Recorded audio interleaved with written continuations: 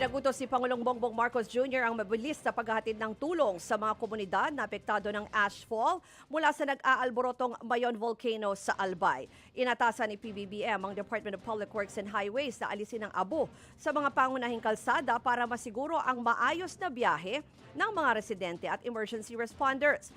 Ayon naman kay DPWH Secretary Vince Dizon, kailangan na itong agapan dahil tumitigas ang abo kapag napabayaan.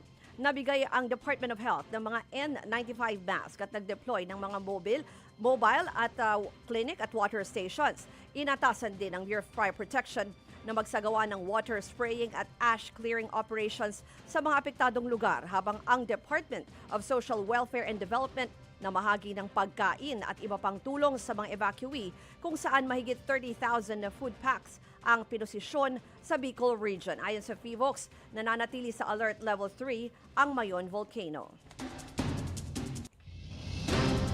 At kaugnay po yan, nabalot po ng abo ang ilang pong bayan ng Albay kasunod po ng pag-aalboroto ng Bulkang Mayon. At sa tindi niyan, halos 30,000 pamilya ang apektado.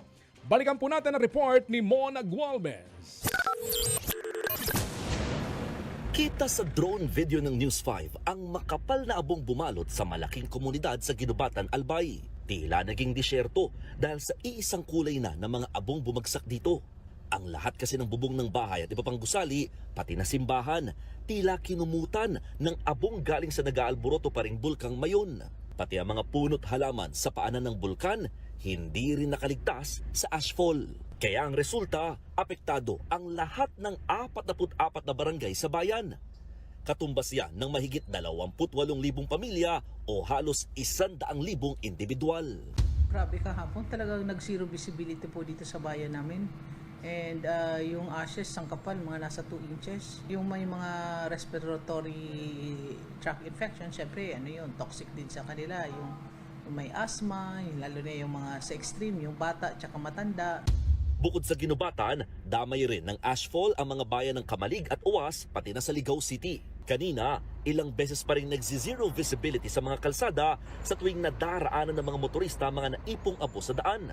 Kaya nakastandby na rito ang mga pulis para umalalay sa mga dumaraang sasakyan. Wala na rin patid ang flushing o pagbobomba ng tubig ng Bureau of Fire Protection sa lugar. Habang pinapala naman ng mga kawani ng Department of Public Works and Highways o DPWH ang mga abong iniiwasan nilang bumara sa mga kanal. Ang 72 anyos sa Sinanay Guadalupe, walang sinasayang na oras, maalis lang ang abong na naninikit sa kanilang bakuran. Super pagod kasi kailangan mo maglinis, hindi pwedeng bukas o sunod na araw. Lalo pa ito, madulas na kung hindi mo alisin yung putik, madulas, ma-aksidente tayo, mahirap na. Paliwanag ng PHIVOLCS, walang pagsabog na nangyari. Epekto raw ito ng pyroclastic density currents o uson na mabilis at napakainit na agos ng pinagsamang tipak ng bato at iba pang volcanic elements na dumadaos-dos sa dalisdis ng bulkan. Meron pong natipak na isang bahagi ng lava flow na galing sa bandang maring sa bandang itaas po ng Bulkang Mayon. At ito ay nagdulot ng habang dumadaos-dos po ito pababa, nagdulot po ito ng pyroclastic density current. Ito yung nakita natin na malaking mass ng abo na kulay usok, na kulay itim kahapon sa bandang ibaba.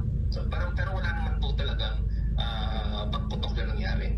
Mga kapatid, patuloy po kayong tumutok sa 105.9 True FM para sa totoong balita, impormasyon, music, and entertainment. Mag-subscribe sa aming YouTube channel at podcasts. At sundan nyo rin po kami sa Facebook, Instagram, X, TikTok sa True Network PH. Bisitahin din po ang aming website, truefm.ph at panoorin kami sa True TV Signal Channel 19. Kami po ang 105.9 True FM.